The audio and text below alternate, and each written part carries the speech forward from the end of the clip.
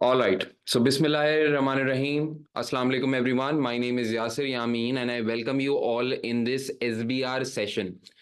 My friends, आज की class के अंदर हम लोग एक और इम्पॉर्टेंट एरिया एसबीआर के एग्जाम का देखने जा रहे हैं, जो कि आपके सेक्शन नंबर ए से रिलेट करता है। आपको मालूम है कि आपके सेक्शन नंबर ए के अंदर टोटल 50 मार्क्स हैं, जो कि बाइफरकेट हो रहे होंगे between question number 1 and question number 2। और जो क्वेश्चन नंबर 2 होता है, उसके अंदर एग्जामिनर आपसे अकाउंटिंग एंड रिपोर्टिंग इश्यूज के ऊपर बात करता है, along with some ethical issues. So basically आप हमारी जबान में, लेमैन जबान में कह लीजिए कि आप एथिक्स का सवाल देखने जा रहे हैं।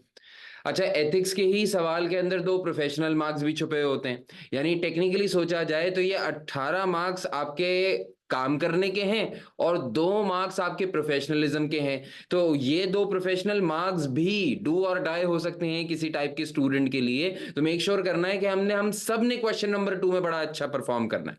अब किसी के लिए ये दो जो मार्क्स, जिसको मैं एक्स्ट्रा मार्क्स कह रहा हूं, किसी के लिए ये 2 मार्क्स 98 से 100 तक का सफर हो सकता है, और किसी किसी के लिए 48 से 50 तक का सफर हो सकता है। इन एनी केस ये क्वेश्चन नंबर 2 आपके लिए है बहुत इंपॉर्टेंट। हम आज के सेशन के अंदर मार्च 2024 प्री मॉक एग्जामिनेशन का क्वेश्चन नंबर 2 देखने जा रहे हैं। हम सवाल को अप्रोच कुछ ये सोच के करेंगे कि हम जैसे एग्जामिनेशन हॉल के अंदर बैठे हैं वैसे ही इसको अटेम्प्ट करने की कोशिश करेंगे, अप्रोच बनाने की कोशिश करेंगे, एंड फिर इसका एक ड्राफ्ट आंसर भी क्रिएट करने की कोशिश करेंगे। I would want you guys to participate as much as you can. Alright, so let's begin. Examiner says in this particular question that Aqua Fresca company, so Aqua Fresca company provides environmentally sustainable premium water filtration systems to hotels, restaurants and the leisure industry under lease agreements. So basically आपको सबसे पहले company का business model समझना जरूरी है। Company का business model है पानी वाला। They are basically pani wala. What they basically do is they provide equipments. Not they do not provide pani. Rather they provide equipments. Filtration systems provide करते हैं, which are basically B2B. B2B के अंदर business to business काम कर रहे हैं। ये business to consumer काम नहीं कर रहे कि आपके घर में आके जो है वो एक फिल्टर सिस्टम लगा दिया करेंगे, बल्कि ये होटल्स को लीज करते हैं अपना इक्विपमेंट, रेस्टोरेंट को करते हैं अपना जो है वो इक्विपमेंट लीज करते हैं, लेजर इंडस्ट्री को करते हैं, यानी रिजॉर्ट्स हो गए, इन सब चीजों को ये अपना फिल्ट्रेशन सिस्टम लीज आउट करते हैं। एग्जामिनर कह रहा है the senior management team is assessed on a number of matrix. जो भी आपकी सीनियर मैनेजमेंट टीम है उनकी परफॉर्मेंस को असेस किया जाता है बेस्ड ऑन सर्टेन मेट्रिक्स, और ऐसा ही होना चाहिए है, including operating profit adjusted for non recurring items.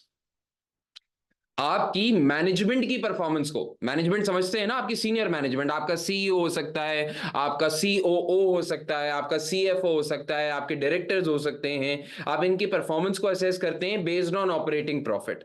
अच्छा, जहां तक ये बात है ना कि बेस्ड ऑन ऑपरेटिंग प्रॉफिट, यहां तक तो बात बड़ी अच्छी लगती है मुझे, लेकिन फिर एग्जामिनर ने यहां पे लिखा हुआ है adjusted for non recurring items. Can anybody tell me what are non-recurring items? What do you mean by non-recurring items? इसका मतलब क्या होता है?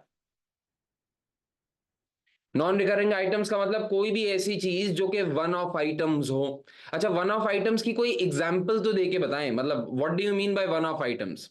Non recurring means one of items, one of items की कोई एग्जांपल दे दें आप। For example, some fines. Okay, very good example. For example, any gain on an asset, on disposal of an asset, or maybe a fair value gain or something like that. बात सही है। अच्छा, why is that कि everybody not answering the same examples when I ask for it? Everybody is coming up with their different own examples. Why is that? Because the problem is कि जब हम बात करते हैं ना किसी भी बिजनेस के अंदर नॉन रिकरिंग आइटम्स की, तो नॉन रिकरिंग आइटम्स की कोई आईएएस और आईएफआरएस की डेफिनेशन नहीं है। नॉन रिकरिंग आइटम्स क्या होंगे ये बिजनेस टू बिजनेस वैरी कर जाएगा, और बजाते खुद ये बिजनेस खुद डिसाइड कर रहा होगा, डायरेक्टर्स खुद डिसाइड कर रहे होंगे, अकाउंटेंट्स खुद डिसाइड कर रहे होंगे कि ये नॉन रिकरिंग आइटम्स क्या हैं। तो इसके अंदर एक एम्बिग्विटी आ गई ना, एक एथिक्स का मसला क्रिएट हो जाता है कि जब आप किसी चीज को लेबल कर रहे होते हैं as a non recurring items, और शायद ये अकाउंटेंट के जिम्मे ही होगा कि वो कैलकुलेट करेगा operating profit before non recurring items, तो उसको इंश्योर करना पड़ेगा कि वो वहां पे इंडिपेंडेंस को बरकरार रखे, ऑब्जेक्टिव को बरकरार रखे, वो ट्रांसपेरेंट रहे, वो बायस ना हो जाए, अनड्यू इन्फ्लुएंस के अंदर ना आ जाए, और कोई ऐसा नॉन रिकरिंग आइटम जो कि होता रिकरिंग आइटम है लेकिन उसको नॉन रिकरिंग आइटम डिक्लेयर करके कहीं कुक द बुक्स ना कर ले या कुक द मैट्रिक्स ना कर ले, अपने लिए कुछ प्रॉफिट ना बना ले, अपने लिए कुछ बोनस तय ना कर ले। बात समझ में आ रही है आपको या नहीं आ रही? क्लियर होती है बात? ये एक मसला है। मुझे अभी बड़ी रिसेंटली, मैं आपसे एक वाक्य शेयर करता हूं। There is a very close friend of mine, he is also a chartered certified accountant, but a fellow chartered certified accountant. वो ऑयल एंड गैस इंडस्ट्री के अंदर एक कंपनी के अंदर लीड अकाउंटेंट थे, मेरा बैचमेट ही था। तो एक ऑयल एंड गैस की कंपनी के अंदर पाकिस्तान में वो एक लीड अकाउंटेंट थे। अच्छा, जिस कंपनी की मैं बात कर रहा हूं, obviously I won't name that company, लेकिन जिस कंपनी की मैं बात कर रहा हूं वो बड़ी न्यूज में रही है पिछले दिनों। यानी उनका डिफॉल्ट भी हो गया था, वहां पे कुछ क्रिएटिव अकाउंटिंग के मसले भी हुए थे, ऑडिटर ने रिपोर्ट देने से मना कर दिया था, ऑडिटर ने जो है वो असाइनमेंट से माजरत कर ली थी, दूसरा कोई ऑडिटर मिल नहीं रहा था, किसी एक बहुत बड़े बैंक का, एक बहुत बड़े बैंक का कर्जा माफ हुआ था या कर्जा डिफॉल्ट हो गया था, वो भी बहुत ज्यादा न्यूज के अंदर रहा था। तो वहां पे, मैं नाम तो ले नहीं सकता, तो वहां पे लीड अकाउंटेंट थे। अच्छा, जिस जमाने में उन्होंने वो ज्वाइन की ना, तो उस जमाने में जब वो ज्वाइन कर रहे थे तो मुझे याद है वो पोजीशन मैंने एक एक अपने स्टूडेंट को भी ऑफर की थी। एक पोजीशन, या तो मुझे याद नहीं आ रहा, तो या तो वही पोजीशन थी या उसके अंडर एक पोजीशन थी, गालिबन उसके अंडर एक पोजीशन थी जो कि मैंने अपने एक स्टूडेंट को भी ऑफर की थी। वो स्टूडेंट जो है वो ईवाई का जो है क्वालिफाइड था। जब मैंने उसको वो ऑफर किया और उस कंपनी का नाम लिया तो उसने रिजेक्ट कर दिया, उसने बोला सर इतना बड़ा रिस्क मैं नहीं ले सकता। अच्छा, मैंने उसको इतना बोला कि यार देख, तू ऐसी कंपनी के अंदर जाएगा ना तो बहुत ज्यादा सीखेगा, यानी खराब जगह पे सीखने का तो माहौल ही कुछ और होता है। जैसे अक्सर डॉक्टर्स होते हैं ना, वो ट्राई करते हैं कि यार उनको, या पाकिस्तान इंडिया वगैरह के अंदर वो ट्राई करते हैं किसी उनकी हाउस जॉब जो है ना किसी गवर्नमेंट हॉस्पिटल के अंदर हो जाए, क्योंकि गवर्नमेंट हॉस्पिटल के अंदर उनको हर टाइप का पेशेंट मिल जाएगा, तो वो इतने पक्के होके निकलते हैं वहां से कि उसके बाद बोलते हैं कि यार अब तो हम 100 खुशबू किसी भी पेशेंट को देख सकते हैं, लेकिन वो उस एक्सट्रीम को विटनेस करना चाहते हैं। तो मैंने भी ये सारी बातें अपने स्टूडेंट को बताई, लेकिन अपने जो है एक स्टूडेंट को बताई तो उसने बोला सर ये मुझसे नहीं हो पाएगा, सॉरी माजरत, मैं ये नहीं कर पाऊंगा। खैर, तो वो जिस जमाने में उस कंपनी के अंदर जा रहा था ना, तो मैं उसको बोलता था यार तू कैसा अहमक आदमी है कि तू इस कंपनी को जाके ज्वाइन कर रहा है, और वो भी मुझे यही लॉजिक देता था कि यार अबे मैं जाऊंगा, मैं सीखूंगा, मैं ये होऊंगा, मैं वो होऊंगा, बड़े अच्छे लेवल पे परफॉर्म करूंगा। और ऐसा हुआ भी, उसकी इन्वेस्टर से डायरेक्ट इंटरेक्शन, बोर्ड के अंदर जाना, ऑडिट कमेटी का हेड बन जाना, हमारी जितनी यंग उम्र के अंदर, हम सब 18 साल के ही हैं तो इंक्लूडिंग मी, तो भाई 18 साल की उम्र में जो है वो ऑडिट कमेटी का हेड बन जाना, वो सारी चीजें उसने देखी और वो चला गया। अच्छा, फिर कुछ अर्से बाद उसने छोड़ दी, सही है, उसने अपना ड्यू टाइम कुछ गुजारा और उसके बाद अब वो वहां पे नहीं है। तो मैंने उनसे पूछा कि भाई यार एक बात बता, ये तूने छोड़ी क्यों? तो उसने बहुत सारी बातें मुझे बताई, लेकिन उसके अंदर पता है एक बात मुझे क्या बता रहा था, बोला अबे यार अजीब पागल लोग हैं। बोला मेरा सीएफओ बैठता था मुल्क से बाहर, तो बोला अबे अजीब पागल लोग हैं, मुझसे पता नहीं कौन कौन से टाइप का प्रॉफिट निकलवाते थे, वो कहते थे यार एक एडजस्टेड इबिट्टा निकालना है हमने। मैंने बोला अच्छा, बोला कैसे निकालते थे? बोले अबे हर दफा कुछ बोलते थे, ये भी ऐड बैक कर दो, ये भी ऐड बैक कर दो, ये भी एडजस्ट कर दो, ये भी एडजस्ट कर दो। मैं सोचता था साला पता नहीं बचेगा क्या उसके अंदर। मैंने उसको बोला अबे अच्छा, वो बहुत पुराना हमारे जमाने का क्वालिफाइड है। मैंने बोला तू यकीन कर, जो तू कहानी अभी सुना रहा है ना, ये बिल्कुल एक एसबीआर का पास्ट पेपर है, बिल्कुल एक एसबीआर का पास्ट पेपर है। यानी वो कहने लगा है क्या ऐसा होता है, क्या सवाल आता है क्या? मैं बोला भाई बिल्कुल ऐसा ही है, हमारे P2 के जमाने के अंदर ऐसा कुछ नहीं होता था, लेकिन एसबीआर के अंदर बिल्कुल ऐसा ही सवाल आता है कि जिसके अंदर मसला ही सारा ये होता है कि एडजस्टेड बेटा या एडजस्टेड कोई चीज निकालने की बात की जा रही होती है। अब एडजस्टेड की कोई डेफिनेशन नहीं है, आप करते करते करते करते सब एडजस्ट कर दें तो आपका एडजस्टेड प्रॉफिट शायद सेल्स के बराबर हो जाएगा, उससे ज्यादा तो नहीं हो सकता लेकिन शायद उसके बराबर हो जाएगा। बात समझ में आ रही है आपको, नहीं आ रही?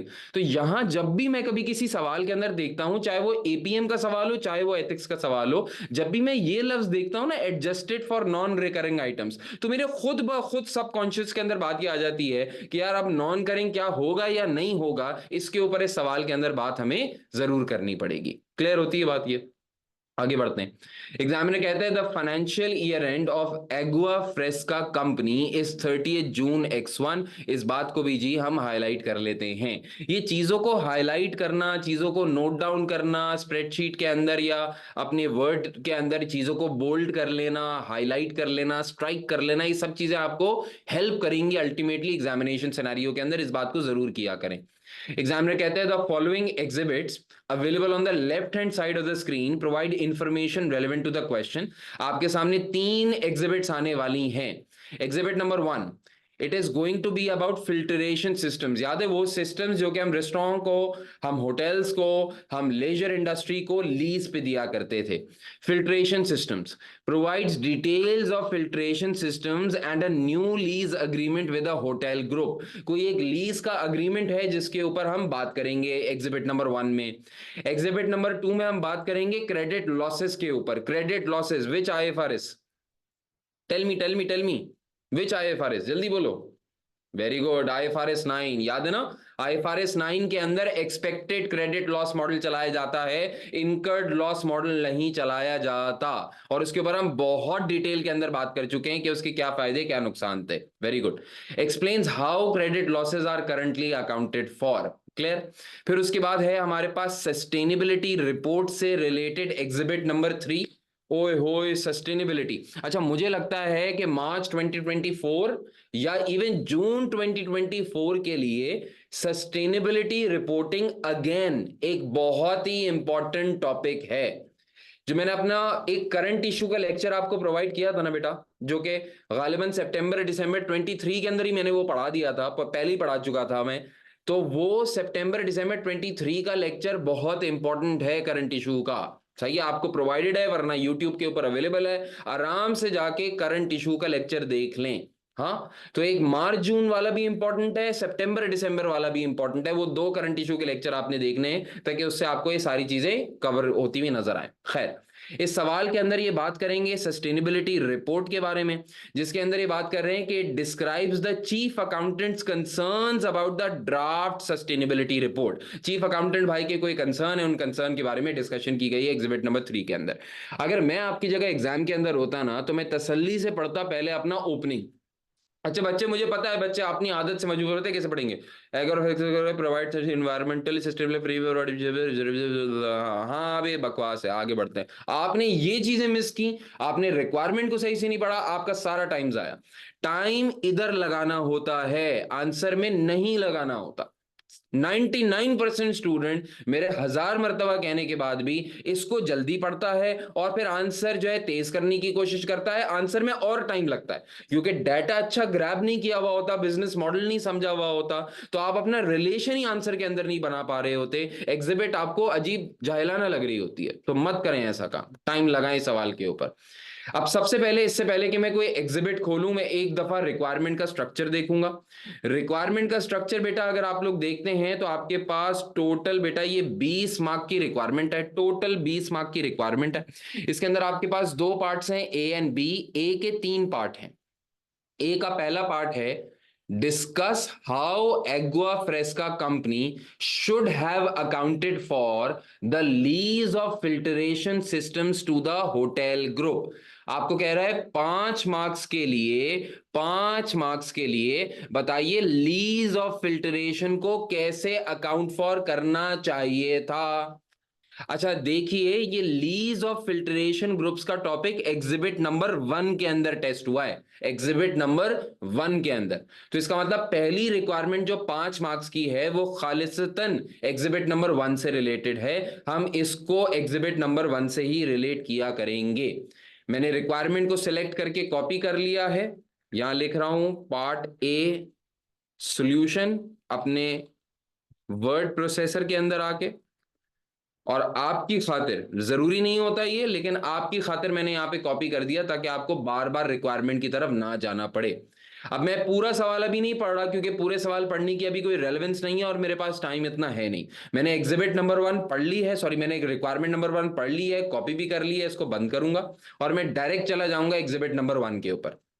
एग्जिबिट नंबर 1 खोल लिया जी, और यहां पे अगेन आपकी थोड़ी सी मदद चाहिए होगी, सुनिए जरा। एग्जामिनर कहता है जी, each filtration system includes filtration units as well as reusable glass bottles and a mechanism to seal bottles। कह रहे हैं हम जो फिल्टरेशन सिस्टम देते हैं ना, उसके अंदर सिर्फ एक फिल्टर नहीं है। वो कह रहे हैं हर फिल्टर यूनिट के अंदर ग्लास बॉटल्स लगी होती हैं जो कि रीयूजेबल होती हैं, यानी साफ करके धो के दोबारा लगाया जा सकता है। And a mechanism to seal bottles. Aqua Fresca company plans to capitalize on the continuing move towards sustainability by reducing the need for ready bottled drinking water and in turn plastic waste। Aqua Fresca का business objective यानी business model या business M ये है कि वो अपने portfolio को लेके और सस्टेनेबिलिटी की जो दुनिया में ड्राइव चल रही है उसको कपल करके एक सक्सेसफुल बिजनेस मॉडल बनाएंगे।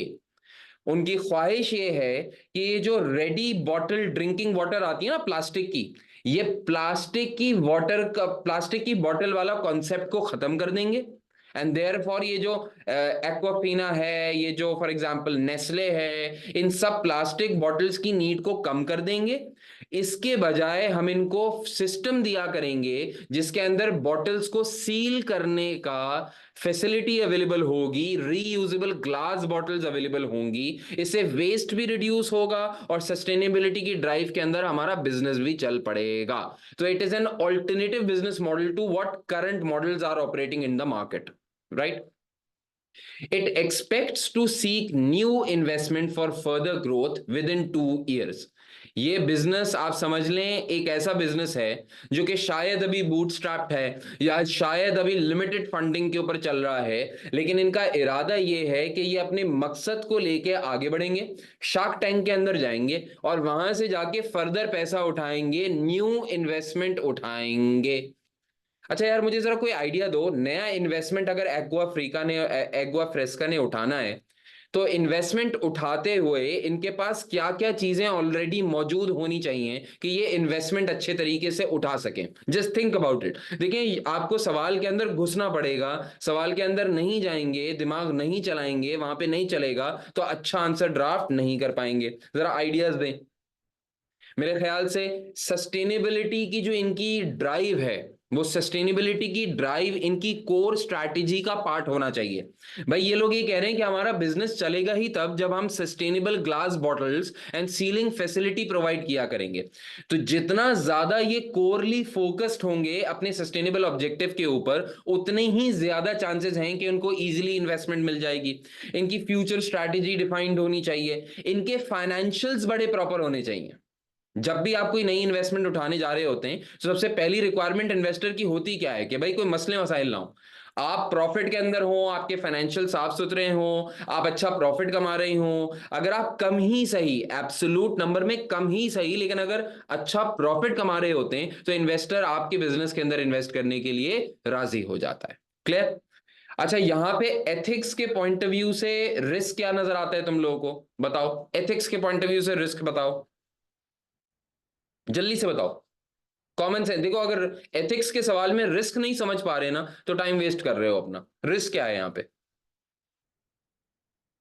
रिस्क ये है कि क्वालिटी प्रोडक्ट ना प्रोवाइड कर रहे हो। भाई एक साहब ने बोला कि सर क्वालिटी प्रोडक्ट ना प्रोवाइड कर रहे हो, मैं तुम्हारी बात को रीफ्रेस कर देता हूं। यूं कह सकते हैं कि अगर ये क्वालिटी प्रोवाइड ना कर रहे हो, या एथिक्स के पॉइंट ऑफ व्यू से रिस्क ये है कि अपनी एग्जिस्टिंग क्वालिटी को ओवरस्टेट कर रहे हो।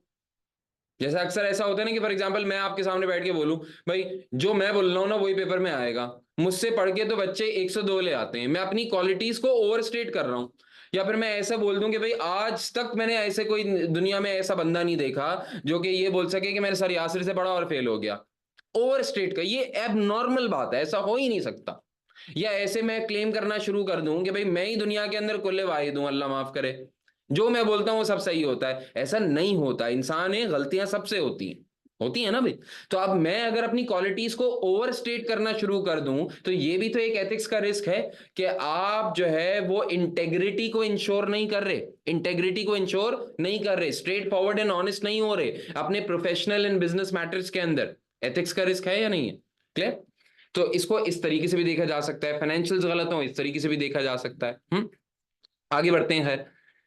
एग्जामिनर कहता है the terms and conditions of each lease agreement vary depending on the customers requirement. Examiner कहता है ऑन 1 मार्च 20x1। अच्छा, 1 मार्च 20x1 का क्या मतलब है? आपका ईयर एंड है 30 जून x1, ये बात कर रहे हैं 1 मार्च x1 की, यानी dash months before the year and. How many months before the year and भाई? 4 months before the year end. Excellent. On 1st March 20x1, Agua Fresca Company entered into a contract to lease a Walter filtration system, including 50 filtration units to a hotel group. ये एक contract के अंदर enter हुए, जिस contract के अंदर ये water filtration systems provide करेंगे, including 50 filtration units to a hotel group. ये अपना सामान लीज पे देने जा रहे हैं किसी होटल ग्रुप को। एग्जामिनर की रिक्वायरमेंट अगर आपको याद हो ना, तो एग्जामिनर ने रिक्वायरमेंट के अंदर पूछा था discuss how Agua Fresca should have accounted for the lease. अगर एग्वा फ्रेस्का अपना फिल्टरेशन सिस्टम किसी होटल ग्रुप को लीज पे देने जा रही है, लीज का मतलब आपको पता है ना क्या होता है? आप सामने वाले को अपना एसेट यूज करने का राइट देते हैं और फिर थोड़े थोड़े करके उनसे पैसे लेते रहते हैं, लीज रेंटल्स लेते रहते हैं। इसकी अकाउंटिंग कैसे होनी चाहिए वैसे? इसकी अकाउंटिंग कैसे होनी चाहिए? ये जो आप लीज पे अपने फिल्टरेशन सिस्टम्स, फिल्टरेशन यूनिट्स दे रहे हैं, इसकी अकाउंटिंग कैसे होनी चाहिए है? Idea, give me an idea.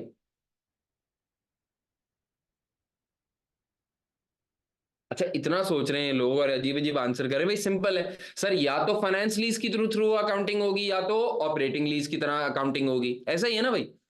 कैसे? अच्छा, ये है लेसोर का सवाल, ये तो आप सब समझ चुके हैं, ऑब्वियस सी बात है। लेसोर के सवाल में कैसे पता लगता है कि कोई सवाल फाइनेंस लीज का है या ऑपरेटिंग लीज का है? फाइनेंस लीज को आइडेंटिफाई करने की कुछ एग्जांपल्स दी गई हैं आईएफआरएस 16 के अंदर। क्या क्या थी भाई? 5 एग्जांपल्स, 5 एग्जांपल्स दैट इंडिविजुअली और इन कॉम्बिनेशन में result in a lease being treated as a finance lease. पहला जो है, पहली एग्जांपल, पहली एग्जांपल क्या थी? When lease term is major portion of assets useful life. हाँ, when the asset is expected to be transferred at the end of the lease term, when present value of minimum lease payments is almost equal to assets fair value at inception. फिर उसके बाद when the lease contains bargain purchase option. फिर when the asset is of specialised nature and it can not be further use without major modification. ये 5 examples आपको याद आ रही हैं? Individually या इन कॉम्बिनेशन, इन 5 एग्जांपल्स के थ्रू आपको hint मिल सकती है कि ये फाइनेंस लीज का सवाल है या फिर ऑपरेटिंग लीज का सवाल है। अगर ये फाइनेंस लीज का सवाल हुआ तो एफएलआर डेबिट हो जाएगा, एसेट क्रेडिट हो जाएगा। अगर ये ऑपरेटिंग लीज का सवाल हुआ तो फिर कुछ भी नहीं करना, जब जब पैसा आवेगा या जब जब पैसा अक्रू हो जाएगा तो कैश है रिसीवेबल डेबिट करना है और उसके बाद इनकम को क्रेडिट कर देना है, लीज रेंटल इनकम को क्रेडिट कर देना है, and that is it. All right. तो इसका मतलब इस सवाल के अंदर एग्वा फ्रेस्का को कैसी अकाउंटिंग करनी है, इस बात का दारोमदार इस बात के ऊपर है कि हम सवाल में आइडेंटिफाई कर जाएं कि ये फाइनेंस लीज है या फिर ऑपरेटिंग लीज है। ऐसा ही है भाई, ऐसा ही है ना? क्लियर? तो सवाल को और आगे बढ़ते हैं। एग्जामिनर कह रहा है on 1 March 20x1, Agua Fresca Agua Fresca entered into a contract to lease water filtration systems, including 50 filtration units, to a hotel group. The lease term is 5 years, and after this time, the hotel group would be able to buy the filtration systems for a fixed price, which is expected to be approximately 15% of the fair value at that date. At that date. Sir क्या नजर आ रहा है? जल्दी से बता दें भाई, क्या नजर आ रहा है आप लोगों को? The lease term is 5 years, पहली बात। अच्छा, आगे लिख के भी दिया हुआ है, मेरी नजर पड़ गई, the useful life of filtration system is 8 years। हाँ, When the lease term is major portion of the asset's useful life. Total filtration systems 8 साल चल सकता है, जिसमें से 5 साल के लिए एक ही होटल को लीज पे दिया जा रहा है। फिर उसके बाद ये देखो कि इसी एसेट के अंदर एक बार्गेन परचेज ऑप्शन भी शामिल है। एक तो 5 साल के लिए एसेट लीज पे दिया जा रहा है आउट ऑफ 8। 5 साल के बाद क्या होगा, 5 साल के बाद सामने वाले के पास एक बार्गेन परचेज ऑप्शन है, और इस बार्गेन परचेज ऑप्शन के अंदर हम सामने वाले को ये एसेट की ओनरशिप, लीगल टाइटल ट्रांसफर कर देंगे at only 15% of the fair value at that date. उस दिन एसेट की जो वैल्यू होगी ना, उसके 15% के ऊपर हम उसको एसेट दे देंगे। ये बार्गेन परचेज ऑप्शन है या नहीं है? है। क्या ये फाइनेंस लीज की इंडिकेशन है या नहीं है? है। एग्जामिनर कह रहे हैं the terms of the contract require the payment of 600,000 per annum in advance. इसके अंदर आपके पास कुछ एडवांस रेंटल भी आएगा, और एडवांस रेंटल की अकाउंटिंग हम कैसे करेंगे? एडवांस रेंटल की हम अकाउंटिंग कैसे करेंगे भाई, बताइए जी। Cash debit, FLR credit, as simple as that, nothing more to write. हाँ, एग्जामिनर कहते हैं द फाइनेंस डायरेक्टर, सुनना भाई, the finance director and ACCA member, अल्हम्दुलिल्लाह फाइनेंस डायरेक्टर भी है और एसीसीए मेंबर भी है, has instructed the new chief accountant who is also an ACCA member to recognize this amount as an operating income in the year ended 30th June X1। आपका finance director जो कि एक ACCA member है, पुराना होगा, उसने एक नया चीफ अकाउंटेंट रखा है जो कि एसीसीए मेंबर है, थोड़ा सा कम पुराना होगा। फाइनेंस डायरेक्टर चीफ अकाउंटेंट को ये कह रहा है कि ये जो $6 लाख का एडवांस मिला है ना हमको, इसको ट्रीट कर लो as an income, as if जैसे कि ये ऑपरेटिंग लीज है, एज इफ जैसे कि ये ऑपरेटिंग लीज है। मैं तो कह रहा हूं भाई, अगर ये ऑपरेटिंग लीज भी है, थोड़ी देर के लिए अज्यूम कर लेता हूं ये ऑपरेटिंग लीज है, तब भी $6 लाख का पैसा, $6 लाख का पैसा एज एन इनकम रिपोर्ट नहीं हो सकता। ये $6 लाख पर एनम का पैसा है जो अभी आपके पास एडवांस के अंदर आ गया है। आपने ये लीज स्टार्ट की है 1 मार्च X1 को, आपका ईयर एंड है 30 जून X1।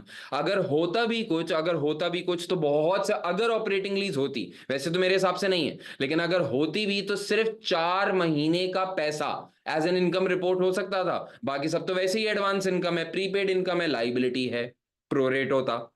बात समझ में आ रही है नहीं आ रही है? क्लियर?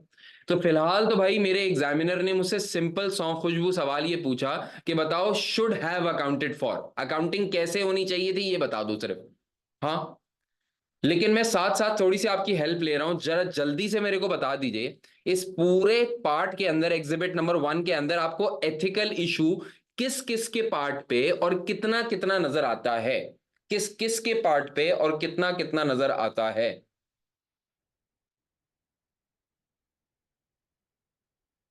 क्या आपको फाइनेंस डायरेक्टर के पार्ट पे, पहले मैं फाइनेंस डायरेक्टर की बात कर रहा हूं, हाँ बड़े अब्बू, फाइनेंस डायरेक्टर के पार्ट पे कहीं आपको ये इंटेग्रिटी का मसला तो नजर नहीं आता? क्या आपको यहां पे ऑब्जेक्टिविटी का मसला नजर नहीं आता? अच्छा, प्रोफेशनल कॉम्पिटेंस तो सब कह रहे हैं, लेकिन क्या यहां पे आपको ऑब्जेक्टिविटी का मसला नजर नहीं आता?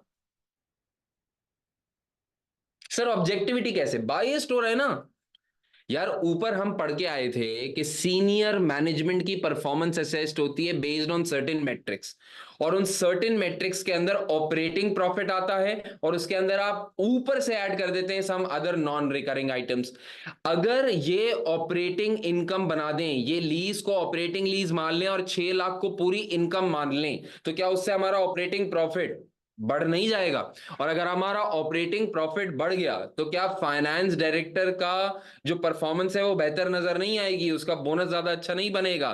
तो क्या ये बायस नहीं हो रहा? हाँ, बायस नहीं हो रहा क्या? फाइनेंस डायरेक्टर हो रहा है भाई, वो अपने बेनिफिट को तरजीह दे रहा है as compare to organisations benefit या share holders benefit. He is being biased, he is being biased, clear conflict of interest हो रहा है उसका यहां पे। हाँ, फिर उसके अलावा अनड्यू इन्फ्लुएंस आ रहा है चीफ अकाउंटेंट के ऊपर, अभी किसी ने बोला सेल्फ इंटरेस्ट है, बिल्कुल सेल्फ इंटरेस्ट है इसके अंदर, तो सेल्फ इंटरेस्ट है, अपने लिए सोच रहा है भाई वो।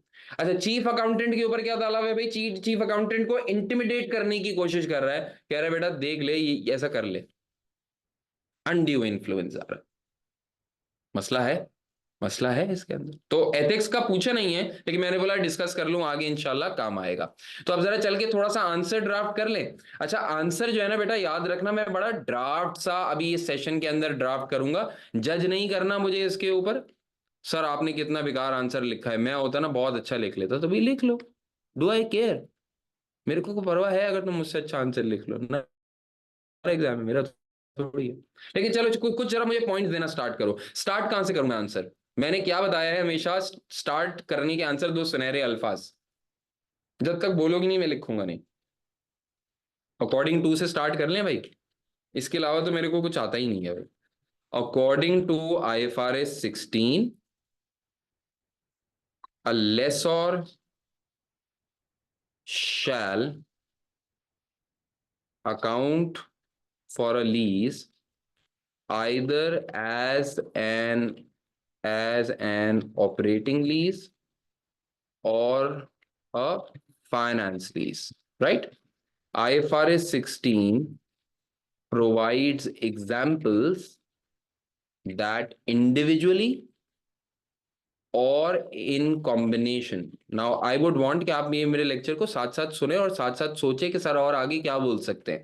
Take this time. This is a relaxing time for you. I am writing and you are just thinking कि सर ने ये सही लिखा है या नहीं लिखा है. All right. So IFRS 16 provides examples that individually or in combination can be used to assess if the lease should be treated as a finance lease. The motive to classify, motive, or you can write the objective, is to classify a finance lease if major risk and rewards associated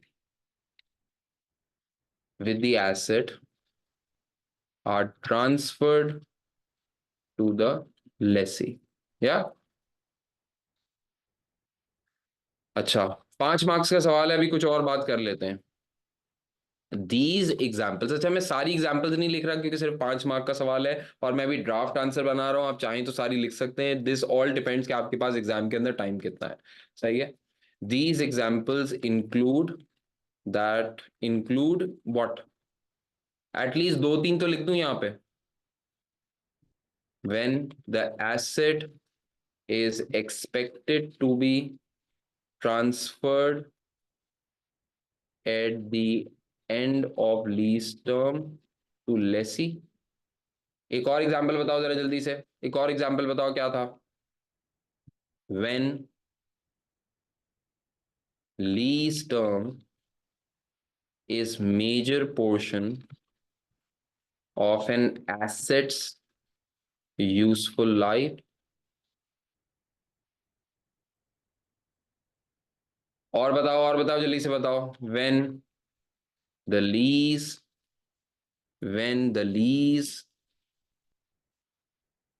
contains bargain purchase option such that there is an incentive to take control over the asset after the lease term. Yeah, these are some examples. I can write other examples as well, but it all depends कि आपके पास exam के अंदर time कितना है। मुझे लग रहा है कि 5 मार्क्स के लिए शायद रेलेवेंट एग्जाम्पल्स भी लिख देते तो बात समझ में आती। फिर यहाँ पे आप बात स्टार्ट कर सकते हैं, in this case lease term is of 5 years, which is major portion of assets useful life, which is 8 years. Also, there is an incentive to take complete control over the asset for lessee because a cheaper, much cheaper, 15% of fair value, much cheaper bargain purchase option is available. So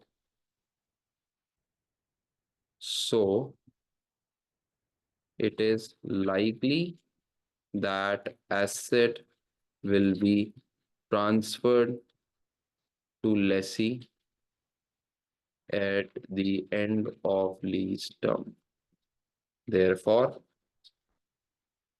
this lease should be accounted for as a finance lease. Yeah. अब accounting क्या करनी चाहिए? Agua Fresca should recognize Agua Fresca should recognize finance. We can also put this finance lease receivable equal to the value of net investment in lease and de-recognize. Do you know what I'm writing? I'm just writing the accounting entry and discuss the requirement, that's why. And de-recognize the asset. Any advance received shall be a deduction from the lease receivable and onwards adjusted in the lease amortization schedule. Yep.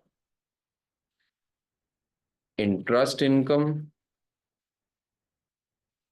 for the 4-month period should be recognized should be accrued, I would say, accrued in profit or loss account accordingly. Does everybody agree with this answer? Does everybody agree with this answer? Yes or no? There is one more point that I would write, but first I need your confirmation if you understand it correctly or not. समझ में आती है बात? क्योंकि discuss की requirement है तो मैं एक और बात यहां पे लिखना चाहता हूं, ये लिखना चाहता हूं, the finance directors proposal to treat this advance and lease as an operating income is incorrect, even if it had been an operating lease, then only prorated amount would have been recognized as an income. The recognition of 600,000 as an income would have inflated operating profit and improved and would have improved performance metric. Make sense? Everybody confirm, please मुझे confirm करिए कि क्या सब लोगों को ये बात समझ में आती है या नहीं आती है। मैंने एक ड्राफ्ट आंसर आपके सामने बना दिया है पार्ट ए के पार्ट वन का। अरे भाई मैं तो मान लिया ना कि आप मुझसे बेहतर लिख लेंगे, तो आप मुझसे बेहतर लिख लीजिए फिर। अच्छा, अगर इतना ही कॉन्फिडेंस है तो भाई बेहतर लिख लो ना, एग्जाम के अंदर अच्छा लिख के आ जाना, मेरे लिए वही बहुत है, बस ये करके आ जाना। सब बताएं, ओके की रिपोर्ट है? डन। सो आई बिलीव हम लोगों ने फर्स्ट रिक्वायरमेंट पूरी की पूरी सॉल्व कर ली है। नाउ लेट्स मूव ऑन, आगे बढ़ते हैं भाई जरा। एग्जिबिट नंबर वन को क्लोज कर देते हैं, रिक्वायरमेंट को देखते हैं भाई जरा। Requirement number two, explain why the treatment of credit loss is wrong, including an explanation of the correct treatment, 4 marks only. So I'll just, what I'll do is I'll just copy paste this area and write down the numbers here. Yeah, I'll write it down here.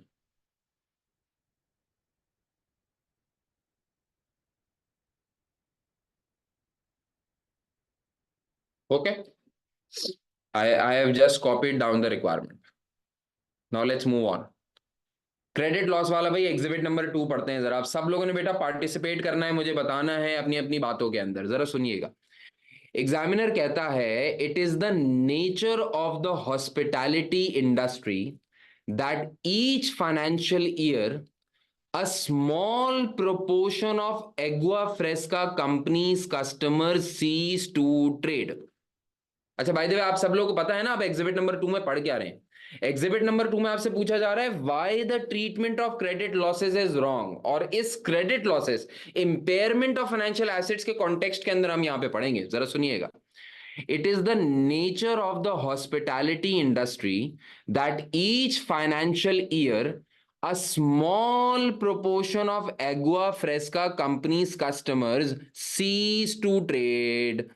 क्योंकि देखिए आप एक ऐसे industry के अंदर काम कर रहे हैं ना, आप एक सस्टेनेबिलिटी इंडस्ट्री के अंदर काम कर रहे हैं जहां पे इंडस्ट्री अभी बन रही है, बनी नहीं है। अभी इंडस्ट्री खड़ी हो रही है। आप जिनको अपनी चीजें सेल कर रहे हैं, वो जो आपकी होटल इंडस्ट्री है, जो लेजर इंडस्ट्री है, वो हो सकता है आपके साथ आज काम कर रही हो, कल आपके साथ ट्रेड करना छोड़ दे। और आपको पता है पिछले दिनों में आपने कोविड देखा, हो सकता है लेजर इंडस्ट्री के अंदर भी कभी कभार बड़ा अप एंड डाउन चलता रहता है। एग्जामिनर कह रहा है the finance director has indicated to chief accountant that a balance due to the company should only be written off to profit or loss only when it is absolutely certain that no monies can be recovered. क्या कह रहा है examiner? क्या कह रहा है examiner, बताइएगा जरा।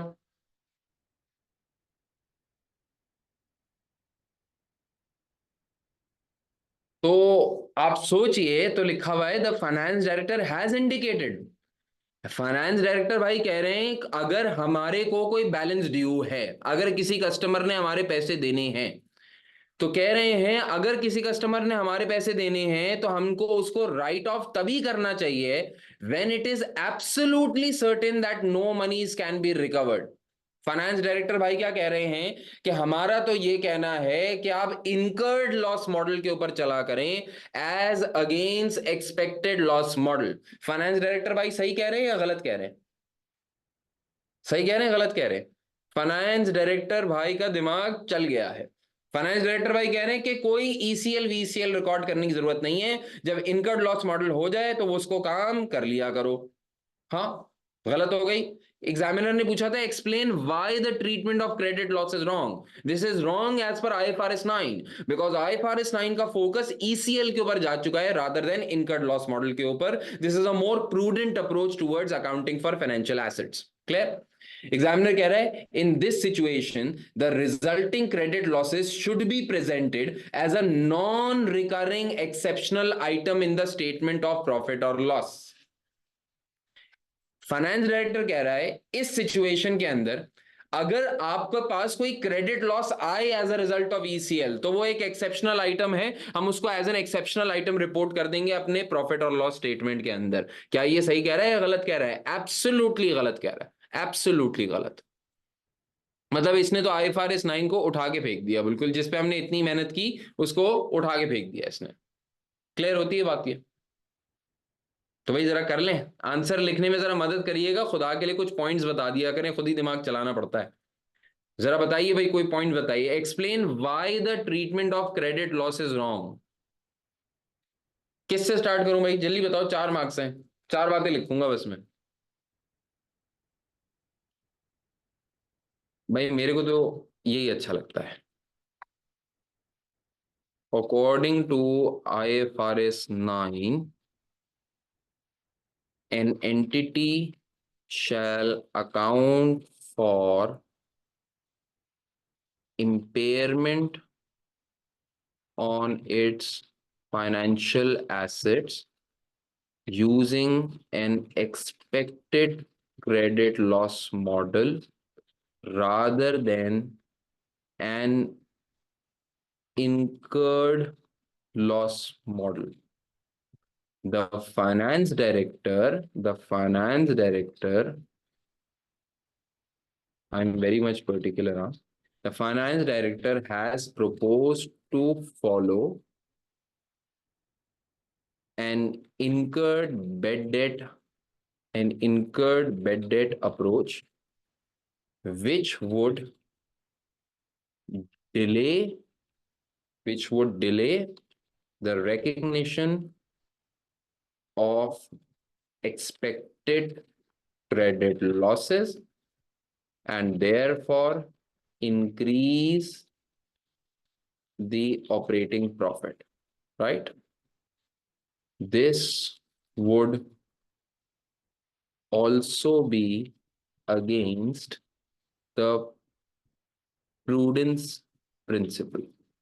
Make sense? This would also be against the prudence principle. Examiner had asked us, explain why the treatment of credit loss is wrong. तो मैंने उसके लिए एक basis बना ली कि why it is wrong as per IFRS 9. It is also against the principle of prudence.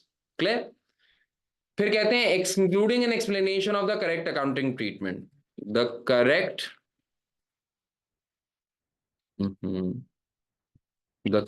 accounting treatment is to recognize, what is the correct accounting treatment, by the way?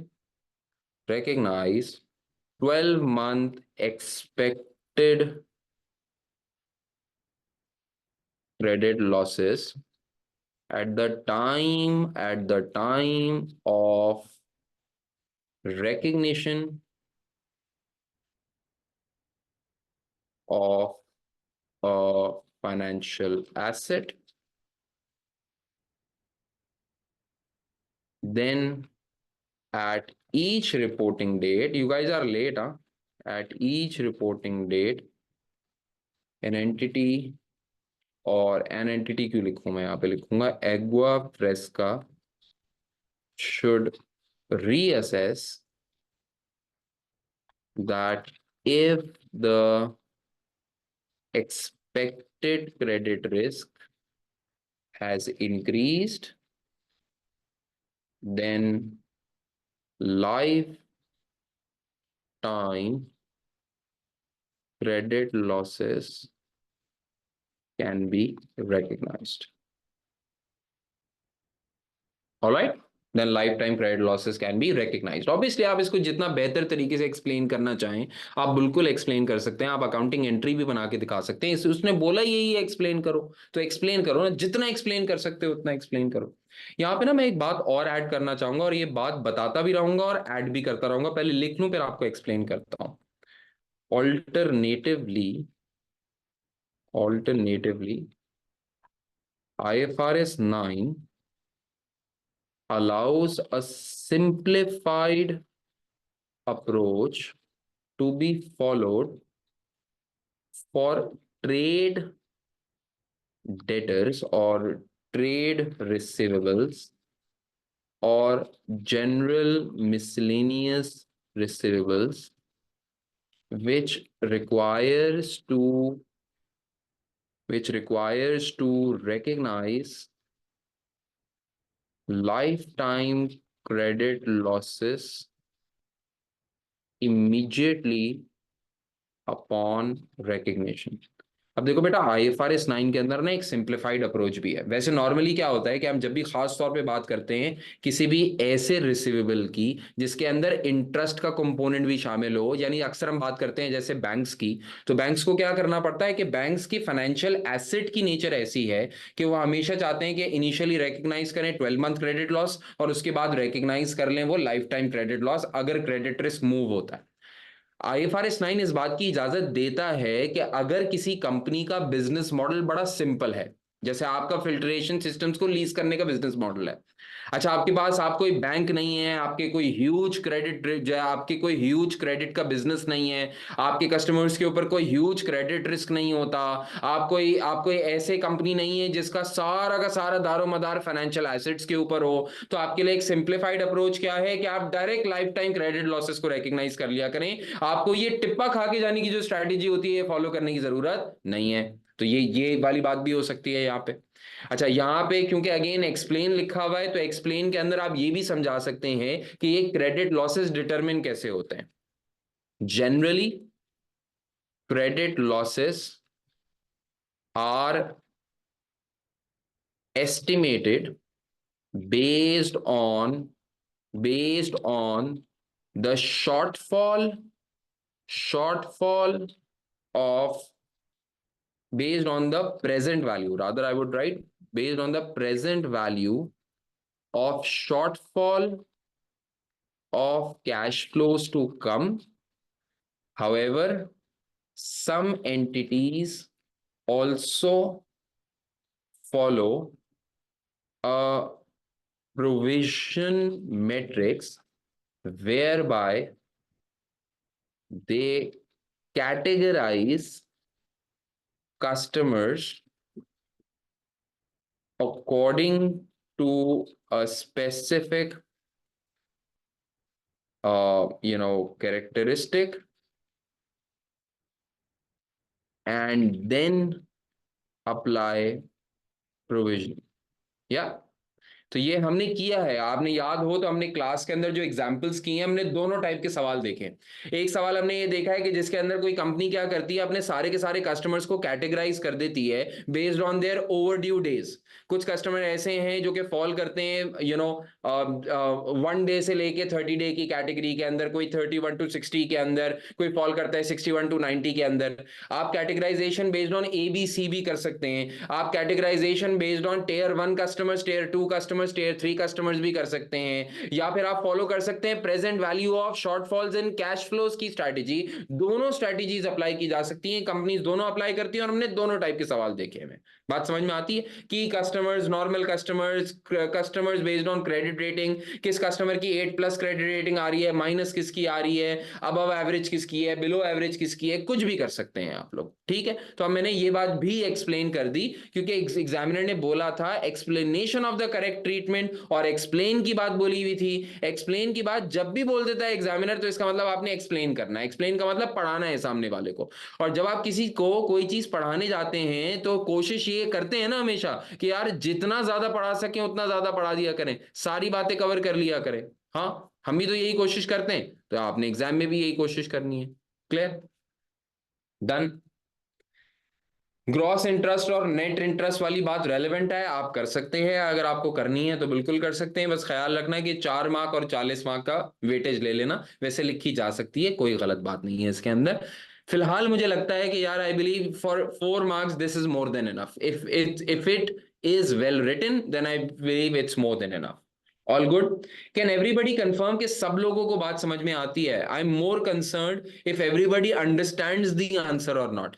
If you think you understand the answer and you can even write a better answer than me, then it's okay. Say yes. All good. Yeah.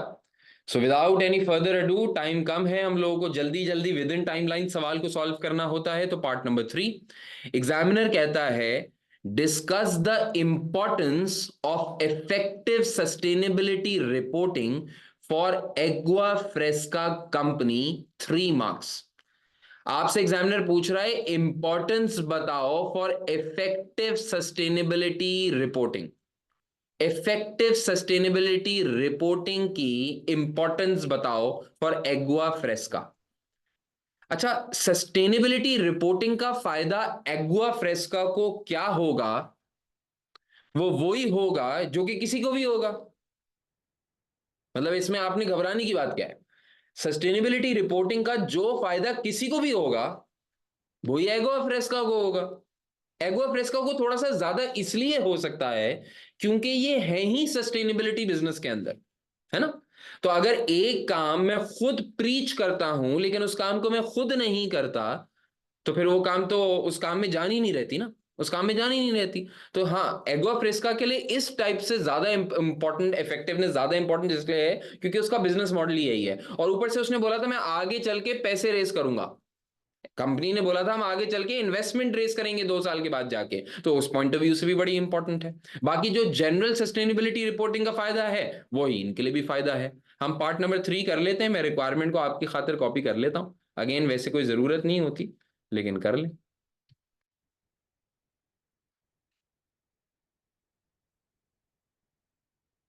मैं लिख देता हूं भाई, कोई template answer बना लेते हैं।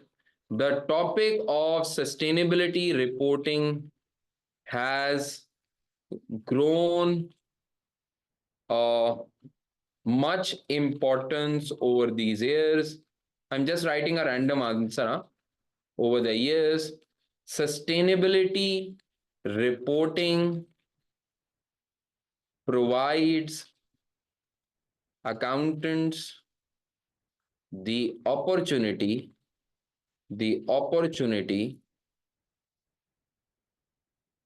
to produce to I have not produced to measure their performance with respect to with respect to three levers which are environmental। क्या क्या क्या होता है सस्टेनेबिलिटी रिपोर्टिंग में, क्या क्या कवर्ड होता है? environmental, social and governance। environmental, social and governance, ESG, right? Three levers which are environmental, social and governance. Once a document is prepared, it is easier to monitor performance and also claims of companies of improving on their sustainability drive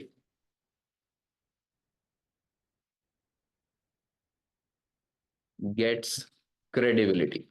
देखिए, जब कोई भी company sustainability report बनाती है ना, तो sustainability report बनाने का एक जनरल एडवांटेज ये होता है कि एक तो आप अपनी परफॉर्मेंस को मॉनिटर कर पाते हैं, मेजर कर पाते हैं, ऑर्गेनाइज कर पाते हैं।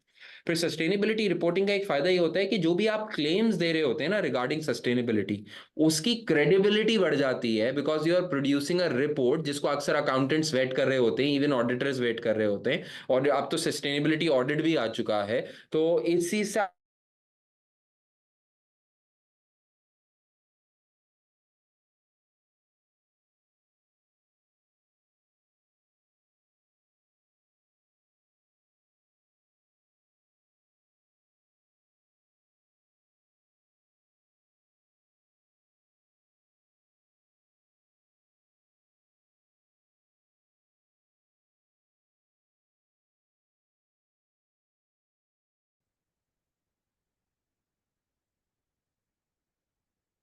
अच्छा, आई होप एवरीथिंग्स फाइन। थोड़ा सा मुझे लग रहा था कि मेरे कुछ ग्लिच हुआ, खैर। तो अगर अच्छा मुझे कंफर्म कर देना भाई, सब लोग एवरीथिंग्स फाइन ना? मेरे पास थोड़ा सा ग्लिच हुआ था। I think it's okay, good to go now. Everything's fine, yeah? खैर, लेट्स मूव ऑन। मैं क्या कह रहा था? तो उसने पूछा था कि importance of effective sustainability reporting बताओ for the company, so we need to link it with the exhibit, या? अच्छा, अब देखो यहाँ पे एग्जामिनर क्या कह रहा है। एग्जामिनर कह रहा है Agua Fresca company publishes a sustainability report each year and the finance director has prepared the draft report for the year ended 30th June X1. Finance director ने अभी एक ड्राफ्ट रिपोर्ट प्रिपेयर कर ली है for the year ended 30th June X1. अच्छा, यहां पे ना मैं आपके सामने एक और बात डिस्कस करना चाहता हूं. अक्सर ऐसा होता है और ऐसा रियल लाइफ में भी होता है कि अगर कोई काम आपका ना हो, अगर कोई काम, फॉर एग्जाम्पल मैं आपके ऊपर अपने ऊपर रख के सोचते चलें, अगर कोई काम मेरा काम है और मुझे कोई बंदा XYZ बंदा जिसका उस काम से कोई ताल्लुक डायरेक्टली ना बनता हो, वो मुझे आके कोई बात, कोई नसीहत भी देने की कोशिश करे, कोई एडवाइस भी देने की कोशिश करे, मेरी बात को करेक्ट करने की भी कोशिश करे, तो बुरा लग जाता है कभी कभार या नहीं बुरा लग जाता? इसकी मिसाल ऐसे है कि मिसाल के तौर पे आपकी कोई सिबलिंग है और वो सिबलिंग साइंस का स्टूडेंट है, आप बैठ के अपने क्वेश्चन सॉल्व कर रहे हो, चीजें बना रहे हो, सब कुछ कर रहे हो, सोच में लगे हुए हो, रातों को पढ़ रहे हो. एक आपका साइंस वाला भाई या साइंस वाली बहन आती है और वो कहती है अबे यार इस तरह कोई पढ़ाई होती है क्या? पढ़ाई तो पावर पॉइंट पे होती है. आप क्या बोलोगे उसका? आपकी हटेगी नहीं हटेगी? बोलेंगे अबे यार भाई क्या मसला है यार, आपका कोई ताल्लुक नहीं है, मैं आपको तंग नहीं कर रहा, आपका कोई लेना देना नहीं है इस बात से, आप क्यों आगे मुझे तंग कर रहे हो? आपका तो कोई लेना देना है ही नहीं मेरी मेरी चीज से. आप अपना काम करो, मुझे अपना काम करने दो. ऐसा होता है या नहीं होता? ऐसे ही काम ना रियल जिंदगी में अकाउंटेंट्स के साथ भी होता है. देखिए सस्टेनेबिलिटी क्या है, मिसाल के तौर में इन्वायरमेंटल सस्टेनेबिलिटी क्या है? इन्वायरमेंटल सस्टेनेबिलिटी ये होगी कि कंपनी अपना कार्बन फुटप्रिंट कम कर रही हो. यह अपनी इन्वायरमेंटल सस्टेनेबिलिटी ये होगी कि भाई वो रिसाइक्लेबल आइटम्स यूज कर रही हो. कार्बन सस्टेनेबिलिटी ये होगी कि जो आपके प्रोडक्शन प्रोसेसेस हैं वो एनवायरमेंटल फ्रेंडली हो, उससे CFC गैस ना इमिट होती हो. यही सारी चीजें हैं ना इन्वायरमेंटल. सारी चीजें सोशल भी यही है, गवर्नेंस भी ऐसी हैं. हाँ, अब जरा सोचें टेक्निकली क्या फाइनेंस डायरेक्टर का गहरा ताल्लुक बनता है प्रोडक्शन रिलेटेड कामों से? मिसाल के तौर पे आपको मैं किसी कंपनी में हायर करवा दूं और उस कंपनी के अंदर आपको काम ये दे दिया जाए कि यार आपने जो है ना, आपने इंश्योर करना है कि जो हमारी प्रोडक्शन हो रही है उसके अंदर कोई एनवायरमेंटल अनफ्रेंडली गैसेस ना निकल रही हूं. अब मिसाल के तौर पे अगर मैं ये काम दे दूं अनीशा को, अनीशा को बोला भाई अनीशा आपका काम क्या है, आपको XYZ कंपनी में हमने हायर कर लिया है, आपने मेक श्योर करना है कि कोई कार्बन फ्रेंडली या कार्बन ओरिएंटेड गैस एनवायरनमेंट के अंदर नहीं एमिट होनी चाहिए हमारे प्रोडक्शन प्रोसेस की वजह से. भाई अनीशा की हट जाएगी. अनीशा ये बोलेंगी यार सर मैं कैसे करूं ये काम, मैं तो अकाउंटेंट हूं ना, मेरा काम बुक्स ऑफ अकाउंट से है, मेरा काम रिपोर्टिंग से है, मेरा काम स्टेक होल्डर से है, मेरा काम शेयर होल्डर से है. लेकिन मैं जाके प्रोडक्ट मशीनों के अंदर घुस के थोड़ी अंदाजा लगा सकती हूँ कि भाई गैस एमिट हो रही है या नहीं हो रही, ये मेरा काम नहीं है. तो इसका मतलब एक चार्टर्ड अकाउंटेंट का, एक फाइनेंस डायरेक्टर का, एक चीफ अकाउंटेंट का काम क्या है? सस्टेनेबिलिटी रिपोर्टिंग में एक चीफ अकाउंटेंट का काम क्या है? चीफ अकाउंटेंट का काम या किसी भी अकाउंटेंट का काम ये नहीं है कि वो अपने हाथ खड़े कर ले और वो ये बोले कि भाई हमें तो नहीं आती इन्वायरमेंटल सोशल गवर्नेंस वाली बातें, हमें तो नहीं आती सस्टेनेबिलिटी रिपोर्टिंग, हमें तो नहीं आती ये CFC गैस को कंट्रोल करना या कोई इन्वायरमेंटल फ्रेंडली बात करना, हमें नहीं आती प्लास्टिक वेस्ट को रिड्यूस करना, हम तो अकाउंटेंट्स हैं, हमारा काम है रिपोर्टिंग का. भाई तुम जानो तुम्हारा काम जाने. भाई अकाउंटेंट का काम बेशक प्लास्टिक वेस्ट को रिड्यूस करना नहीं है, लेकिन अकाउंटेंट का काम सस्टेनेबिलिटी रिपोर्ट को ऑथेंटिक तरीके से डिस्ट्रीब्यूट ड्राफ्ट पब्लिश करना है. सस्टेनेबिलिटी रिपोर्टिंग आपके कोर्स में क्यों आ रही है? सस्टेनेबिलिटी रिपोर्टिंग आपके कोर्स में आ ही इस वजह से रही है ताकि आपको इस बात का अंदाजा हो सके, ताकि आपको आपके अंदर इस बात की जिम्मेदारी पैदा हो सके कि आप CFC गैस को तो की इमिशन को तो कम नहीं कर सकते, CO2 की इमिशन को तो कम नहीं कर सकते, लेकिन जब कंपनीज को बाय लॉ या बाय इन्वेस्टर्स के प्रेशर की वजह से जो है उनको पुश किया जा रहा होगा कि तुम सस्टेनेबिलिटी रिपोर्टिंग की तरफ जाओ, तो तुम सस्टेनेबिलिटी रिपोर्ट बनाना और ये मेक श्योर करना कि उसके अंदर जो फैक्ट्स फिगर्स बताए जा रहे हैं वो ऑथेंटिक है, उसके अंदर क्रिएटिविटी नहीं है, उसके अंदर रिलायबिलिटी है. इन सारी बातों को इंश्योर करना किसका काम है? तुम्हारा काम. ठीक हो गई बात? तो यहां भी जो कह रहे हैं ना कि finance director has prepared a draft sustainability report for this accounting year, तो उसकी जिम्मेदारी है कि उसके अंदर जो भी फैक्ट्स एंड फिगर्स जा रहे हैं वो क्या हो, ऑथेंटिक हो। हम गैस को कंट्रोल नहीं कर सकते। अगर हमारे प्रोडक्शन प्रोसेसेस में CO2 एमिशन ज्यादा है तो हम लिख के बता देंगे हमारा काम है इंटेग्रिटी को मेंटेन करना। क्लियर? कहते हैं he has included a number of assertions that chief accountant does not believe to be correct, including the fact that all bottles and lids used in the filtration system are made from recycled materials. Also, certain employee data relating to training and retention appears to have been inflated. कोई problem है इसके अंदर? कोई problem है? पहले तो ethics के point of view से बताओ, कोई प्रॉब्लम नजर आ रही है? कोई प्रॉब्लम तो नहीं है ना, सब सही है ना? फाइनेंस डायरेक्टर ने सस्टेनेबिलिटी रिपोर्ट बनाई, उसने बोला भाई देखो मेरा काम तो, असल काम जो है ना वो मेरा काम है IS IFRS के ऊपर। सस्टेनेबिलिटी रिपोर्ट तो ऐसी है ना, मतलब फजूल सी चीज है, मैंने बना दी है। अच्छा, उस बनाने के अंदर मैंने अपनी अंग्रेजी का इस्तेमाल इतना अच्छा किया कि बहुत सारी चीजों को मैंने इन्फ्लेट कर दिया है और ये चीफ अकाउंटेंट को नजर आ रहा है। गलत है ना? गलत है। हो सकता है सस्टेनेबिलिटी रिपोर्टिंग भी एक मेट्रिक हो जिसके ऊपर इनकी परफॉर्मेंस असेस हो रही है। फिर बहुत सारी बातों को इन्फ्लेट कर देना आपकी प्रोफेशनल बिहेवियर के भी अगेंस्ट है। हाँ, क्या ये प्रोफेशनल बिहेवियर है? क्या आप सस्टेनेबिलिटी रिपोर्टिंग के अंदर भी मैनिपुलेशन कर दें? क्या ये प्रोफेशन को डिस्क्रेडिट नहीं करेगा? क्या आपकी इंटेग्रिटी के ऊपर सवाल पैदा नहीं होगा? होगा ना? तो यहां पे रिस्क है, ये सारे एथिक्स का रिस्क है। फिलहाल अगर हम इस सवाल से इस सिनेरियो को थोड़ा सा रिलेट करने की कोशिश करें और ये 3 मार्क्स हासिल करने की कोशिश करें तो क्या लिखूंगा? हमें लिखना है इफेक्टिव सस्टेनेबिलिटी रिपोर्टिंग का इंपॉर्टेंस क्या होनी चाहिए फॉर एक्वा प्रेस का। तो ऐसे लिख देता हूं, सुनना, फॉर एक्वा प्रेस का company sustainability reports are very important because it would represent in it would represent the company's business model and its effectiveness in front of investors and other stakeholders and other stakeholders. Also, since the company was since the company was also since the company is willing to raise investment in 2 years' time, it would be an effective tool to attract investors who share the same vision of sustainable world as Aqua Fresca.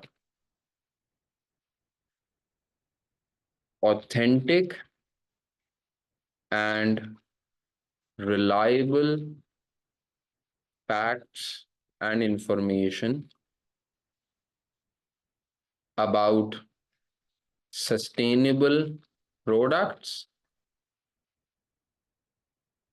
and social impact, including employee retentions,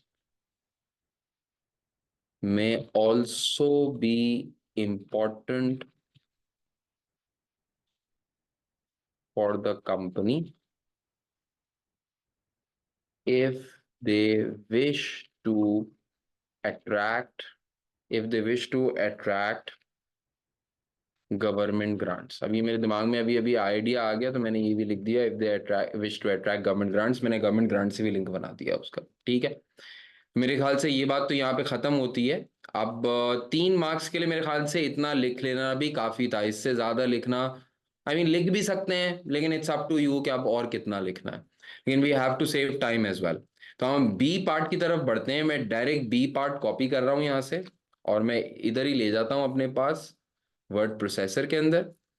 और अब हमसे requirement ये पूछी जा रही है, you need to identify and discuss the ethical issues arising from the scenario which the new chief accountant should consider and what actions he should take as a consequence। आपको इस पूरे सिनेरियो के अंदर, आपको इस पूरे सिनेरियो के अंदर एथिक्स के इश्यूज आइडेंटिफाई और डिस्कस करने हैं। एथिक्स के इश्यूज जब आइडेंटिफाई करने जाएंगे चीफ अकाउंटेंट की नजर से, तो उसको नजर आ रहा है कि फाइनेंस डायरेक्टर कहां कहां गलत काम करने को कह रहा है, कहां कहां उसकी कॉम्पिटेंस का मसला है, कहां कहां उसका जो है वो कहां कहां जो है वो उसका conflict of interest, self interest आ रहा है उसका, कहां कहां जो है वो इंटिमिडेट करने की कोशिश कर रहा है, कहां कहां जो है वो सस्टेनेबिलिटी रिपोर्ट्स के अंदर गलत फैक्ट्स बताने की कोशिश कर रहा है। हम सारी बातें बताएंगे।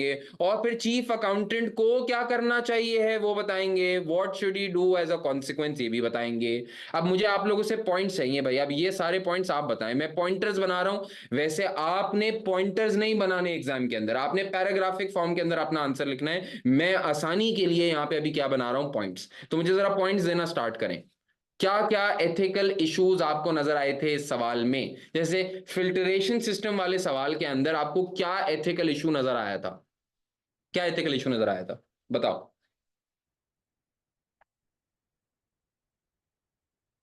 यानी स्टार्ट करूं तो ये बात नजर आती है, the finance director who is an ACC member, यहीं पे बात पहले से शुरू हो जाती है। ऐसे लिख देते हैं, the finance director and also the chief accountant are both ACCA members and are therefore obliged by the code of ethics and its 5 principles, and you can even name these principles if you want। क्या क्या है जल्दी से बताओ।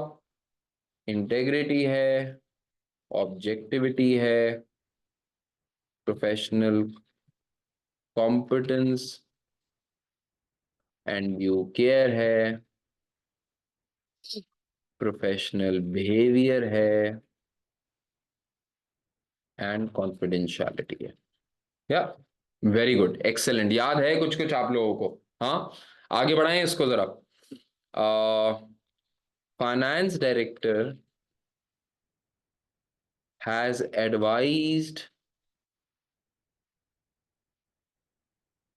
To treat the lease of filtration system to hotel as an operating lease and immediately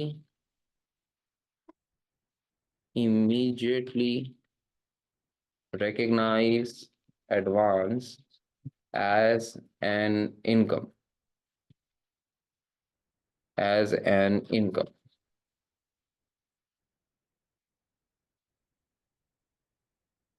This seems to be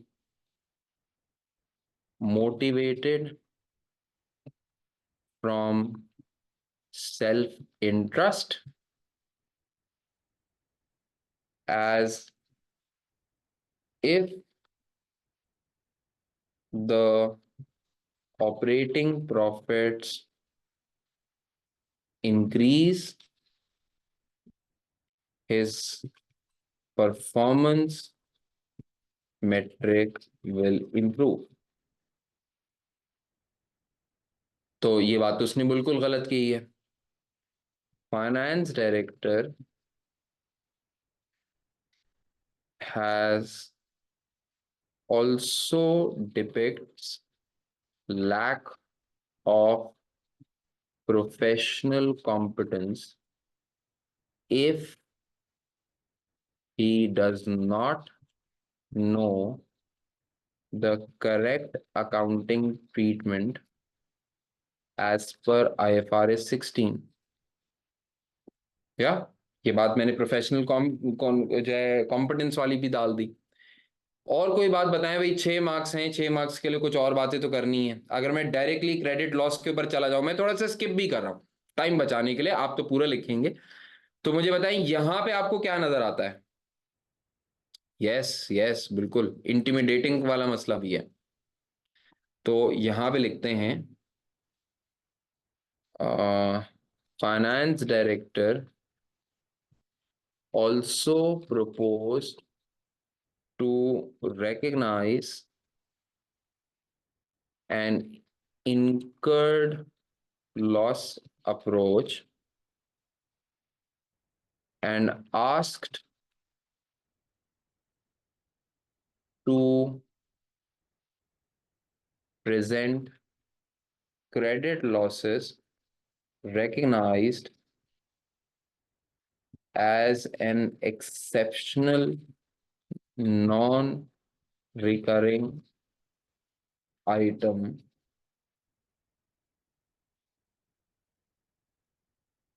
This is creative accounting, as he intentionally wishes to follow the incorrect approach amid self-interest. This is against professional, this is against objectivity principle as well.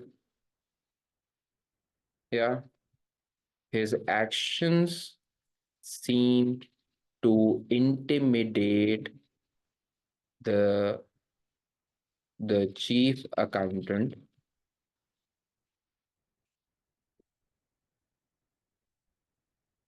However, accountant should maintain its objectivity. अच्छा, करना क्या क्या चाहिए ना, ये मैं एक साथ लिखना चाहूंगा, इसलिए मैं यहाँ पे बात इतनी नहीं कर रहा उसके ऊपर, मैं बहुत ज्यादा बात नहीं कर रहा। ठीक है। अच्छा, और कोई बात भाई, सस्टेनेबिलिटी रिपोर्ट में से कोई बात बता दूं। यहाँ पे भी तो मुझे प्रोफेशनल बिहेवियर का मसला लग रहा है ना। वो ऐसी अजर्शंस इस्तेमाल कर रहा है जो कि चीफ अकाउंटेंट बोलता है कि वो करेक्ट ही नहीं है, including the fact that all bottles and lids are used in the filtration system are made from recycled materials. तो ये बात तो आप इन्फ्लेट कर रहे हैं ना अजर्शन को, ऐसी अजर्शन यूज करने की तो आपको इजाजत नहीं है। आप बताएं क्या ये हरकत, ये काम करने वाली हरकत डिसक्रेडिट नहीं करेगी जो है प्रोफेशन को। ये हो करेगी, एक पॉइंट ये भी लिख देते हैं। The act by finance director to intentionally inflate and assert incorrect facts about the sustainability, about facts in the sustainability report is purely an unethical approach. This could mislead investors and can discredit the profession, and therefore against professional behavior. ठीक है। Now I'm just skipping all it up and I just want to know what the chief accountant should do. ये सारी बातें तो उसने consider करनी है। ठीक है, ये सारी बातें तो इसने कंसिडर करनी है। अब अकाउंटेंट को करना क्या चाहिए बताएं, जल्दी से बताएं, बड़ा आसान है, ये बहुत आसान है।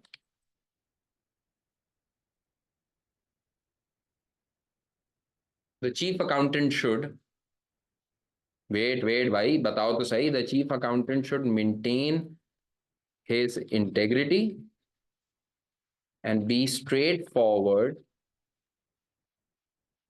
and honest with finance director, he should discuss and he should discuss his concerns with finance director and persuade him to follow the correct approach. Huh? Also remind him of the duty of professional accountants,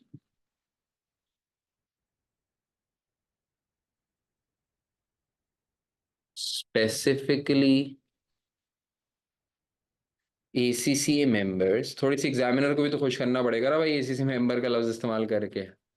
specifically ACC members to also remind him of the duty of professional accountants, specifically ACC members, to follow code of ethics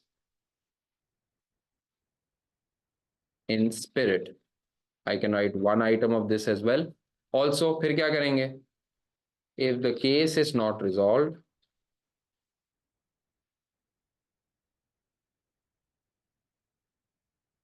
then chief accountant should notify other directors or the audit committee, if there is,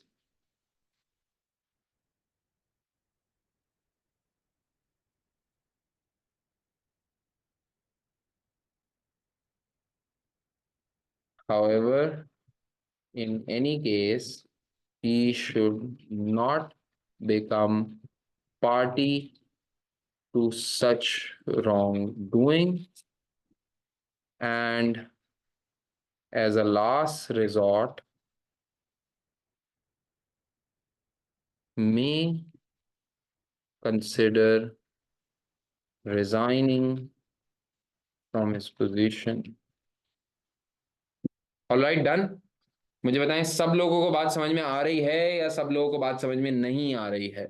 हम लोगों ने 6 mark की ये requirement भी कर ली, इसको properly structure किया होगा, सारी बातों को कवर किया होगा, तो आई एम वेरी होपफुल आपको यहाँ पे 2 प्रोफेशनल मार्क्स भी मिल जाएंगे। सब लोगों को बात समझ में आ रही है या नहीं आ रही है?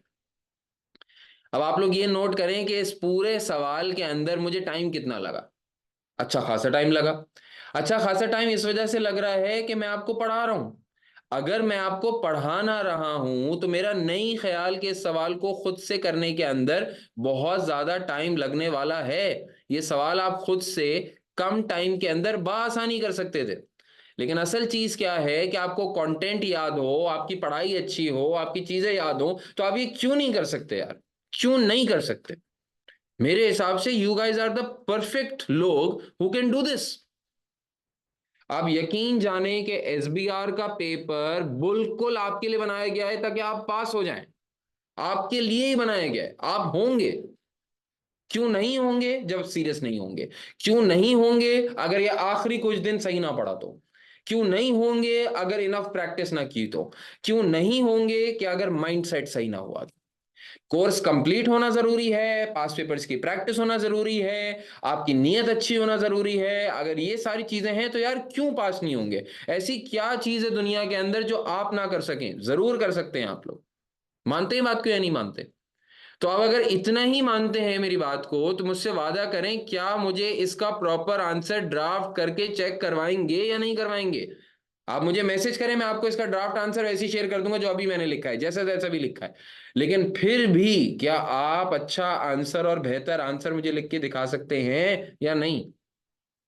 सब लोग बताएं भाई, बात समझ में आ रही है या नहीं आ रही है आप लोगों को? लिख के दिखाएं, मैं तो चाहता हूं आप लोग भाई लिख के दिखाएं। क्लियर है?